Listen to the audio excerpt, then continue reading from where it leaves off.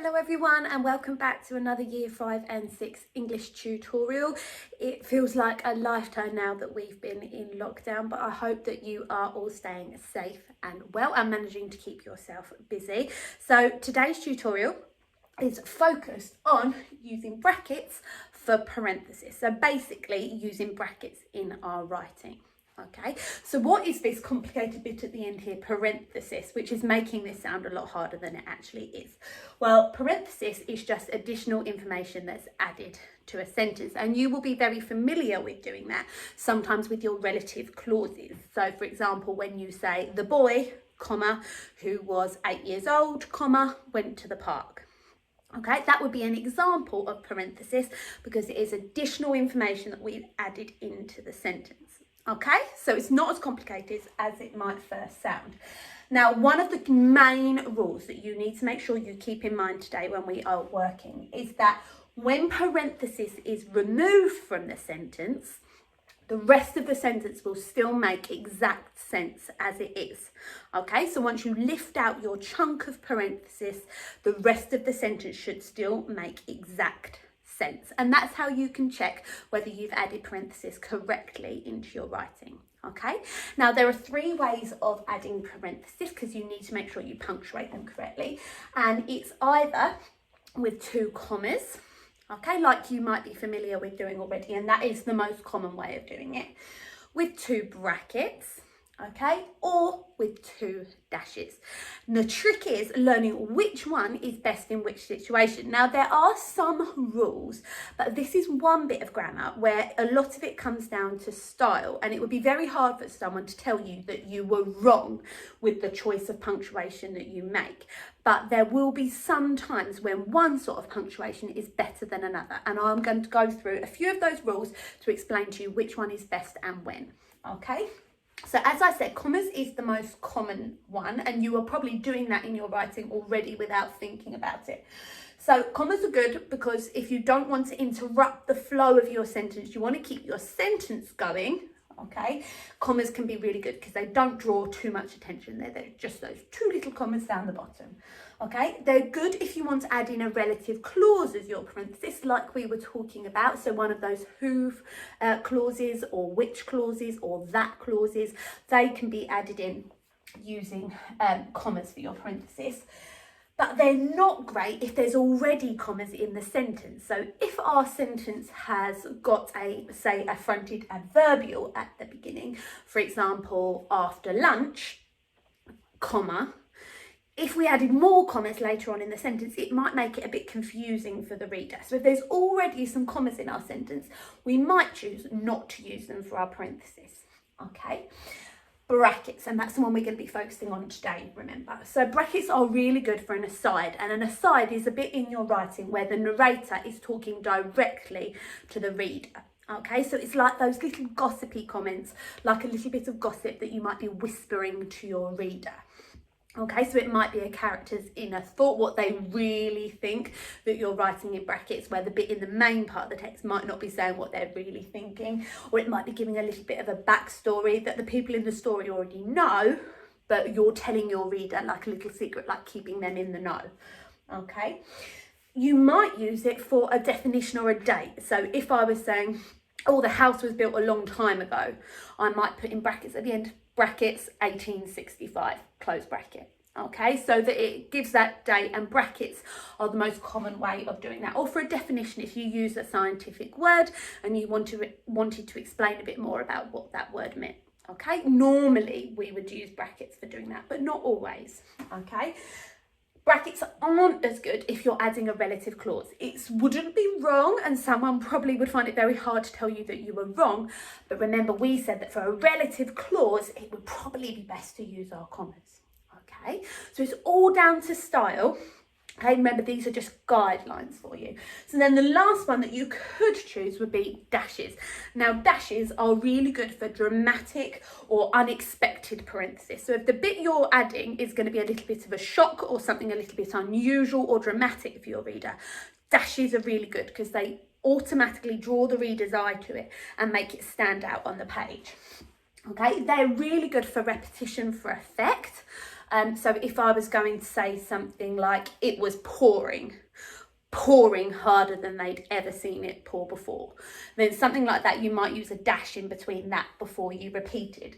Okay, but they're not so good if you want to keep the flow of your writing, because they will make that bit of text really stand out. They'll make your parenthesis stand out on the page, and if you use too many of them, it can break up the flow of your writing and make it seem a little bit disjointed. Okay, so they're the general guidelines of when to use them. Commas, hopefully you'll be mostly familiar with. That's the safe one. Brackets is what we are going to be focusing on today. So I'm going to show you a few examples of how you could add some parentheses using brackets. So if I just carefully pull this down without taking off half my wall. Voila. Okay, so here's my first sentence. Okay, and it says, last year, comma, I travelled to Kingston. Okay, now as you can see, my sentence there is quite a simple sentence. It's already got here a comma in it behind my fronted adverbial. So I could use another comma, but I might think, don't want to get it too confusing for my reader. I'm going to add into here about where Kingston is, because lots of people might not be familiar, but Kingston is the capital of Jamaica. Okay, so I want to add the word Jamaica as a little bit of an explanation of where Kingston is. Okay, so I'm going to use brackets to do that. So for that, I'm going to write it under here so that you can see. The first bit of my sentence is going to remain completely unchanged.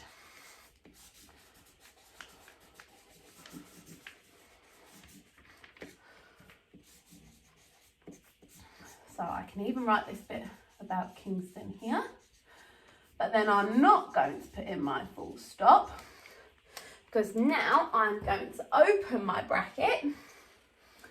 Because Jamaica starts with a capital letter, because it is the name of a country, it's a proper noun, I would need to use a capital for it in the bracket.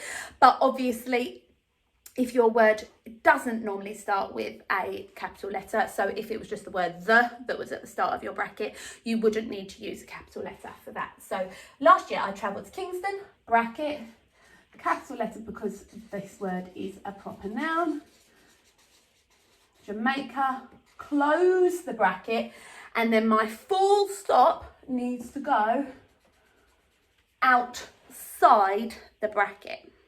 Okay, so let's have another look at an example down here. This one says the bombs left the city in ruins. Now this one was a little bit of an explanation type one. This time I'm going to go for one that's a bit of an aside, okay? So this time I'm going to say, so we're imagining we're sort of an evacuee child. I'm going to be imagining that my mother calls them something. She calls them the flaming weapons of hell. Okay, and I'm going to add that extra bit of information for my reader inside some brackets. Now it needs to come after the bombs, because that's what this aside is about. It's about the bombs. So I'm going to start off by writing my sentence as normal. So the bombs. Okay, now I'm going to be opening my bracket. I'm trying to see whether you can see this green pen on the camera. I think you can just about, but maybe I'll write the bit. Maybe I'll start writing these bits in black so you can see them a little bit more clearly. So it says the bombs, bracket. Now this time it's not a whole sentence that's going in my bracket. It's just part of a sentence. So I'm going to start with a lowercase letter. It doesn't need to be a capital. And I'm going to say, or flaming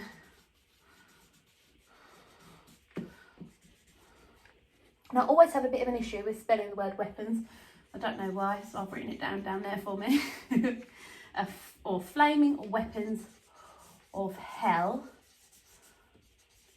as mother, and because it's what he calls his mum, I've given it a capital letter, of hell as mother used to call them. That's the end of the little aside for my reader. So I'm going to close my bracket there, but then I need to carry on the rest of the sentence. So the bombs, or flaming weapons of hell as mother used to call them. And then here is where the rest of my sentence carries on. Left the city in ruins.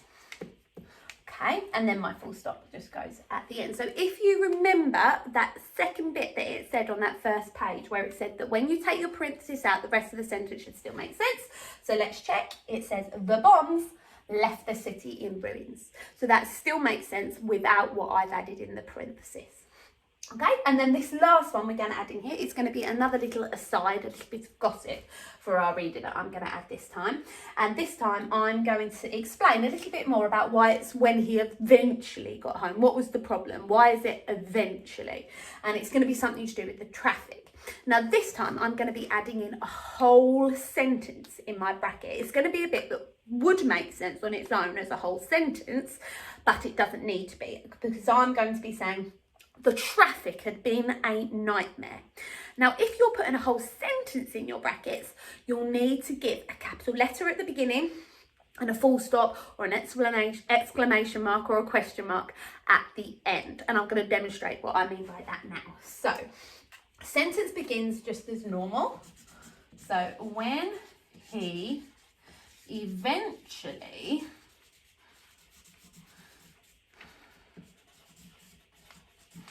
got home.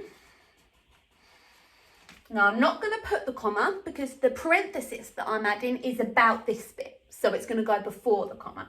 So I'm going to put in my bracket. I'm going to start with a capital letter because it's a whole sentence that I'm putting in the brackets this time. And I'm going to say the traffic had been a nightmare. I'm going to put an exclamation mark and then close my brackets. Okay, so when he eventually got home, the traffic had been a nightmare. I now need to carry on with my original sentence. So I got to here, I hadn't put my comma, so that now needs to go after my brackets to show that that bit of the sentence is all together. And then I just carry on. He went straight to bed. Okay, so I'm going to do my check again. I'm going to read the bit that, take out the parenthesis and read the rest of the sentence. So it says, when he eventually got home, comma, he went straight to bed. And that still makes perfect sense on its own. So I know that I've managed to add my parenthesis successfully. You may see in some books and other pieces of writing, when people do add a whole sentence in brackets, sometimes people choose not to give it a capital letter and a ending piece of punctuation. That is a stylistic choice and it is acceptable in grammar to do that. But this is, if we were being really, really strict, this is what the rule should be, with a capital letter and a piece of closing punctuation if you're putting a whole sentence inside your brackets. Okay, so now I've shown you those 3 examples. Feel free to have a little bit of a look at this a little bit more by pausing the video if you need to. But what I'm going to do now is I'm going to show you, I think there are 7 sentences up here, and I want you to have a go at adding some parentheses to them for me. Okay, so I'm just going to read the sentences because I know that they look quite small on there. So the first one says, the boy had been missing for over a week. Okay, so I'd like you to add some brackets in somewhere in that sentence to give a little bit of extra information. Okay, her husband never helped her is number 2. Number 3, the school was flooded after all the rain is number 3. Number 4, Miss Wicks shouted at Max. Number 5, slightly covered up, if he didn't arrive in time, comma, he'd be in so much trouble. Number 6, to celebrate, comma, they ordered champagne. And number 7, because she hadn't seen him in ages, comma, she couldn't wait to see him. That's a very strange, poorly written sentence by me. Maybe we change that at the end. So because she hadn't seen him in ages, she couldn't wait to hug him, okay, or collect him from the airport. Okay, so what I would like you to do is pause the video there, have a look at those sentences, see if you can find somewhere in each sentence where you could add a pair of brackets with some extra information between, okay? And then once you are ready, unpause the video and I'll reveal what I've put in my brackets. Of course, yours may be different, but have a look at what I've put in the brackets to see if you've got the right idea. And if you're stuck, you can, of course, keep the video running, have a look at what I've put, and then see if you can tweak them to come up with your own ideas. Okay? So I'm going to reveal the answers now. So make sure you have paused it if you wanted to have a go on your own. So I'm going to take these off now. I'll read them out very quickly. So it says the boy, a rebellious adolescent called Cain, had been missing for over a week. Here we've got her husband never helped her, despite her not so subtle hints. Okay. Notice that full stop coming after the brackets. The school, Timberwood Academy, was flooded after all the rain. It's quite a simple one there, just to give a bit of extra information about what school I'm talking about. Miss Wicks, my favourite teacher, shouted at Max, a bully in year 6. So I've used 2 brackets in that sentence. Okay, you can do that. You don't want to overuse them, but you could give 2 explanations in one sentence if you needed to. Here we've got, if he didn't arrive in time and his chances were slim, he'd be in so much trouble. And I have just noticed something naughty there. I've missed my comma. There was time, comma there, so I put time and I should have had a comma after my bracket. So I apologise for that. And then it says, to celebrate, this time I've added a whole sentence, so it's got a capital letter. They've been waiting all week for the news, full stop, close bracket. They ordered champagne. And then the last one, I've said, because she hadn't seen him in ages, again, another whole sentence, capital letter. He was serving in Afghanistan, full stop, close bracket, and then my comma. She couldn't wait to see him. So, of course, you may have put completely different things in yours, but hopefully you've got something similar, and this will help you to see what your punctuation should have looked like. But thank you so much for watching today's tutorial, and I hope very much that you will join us for tomorrow's, when we will be looking at using dashes for our parenthesis in a little bit more dramatic writing. But thank you very much for watching.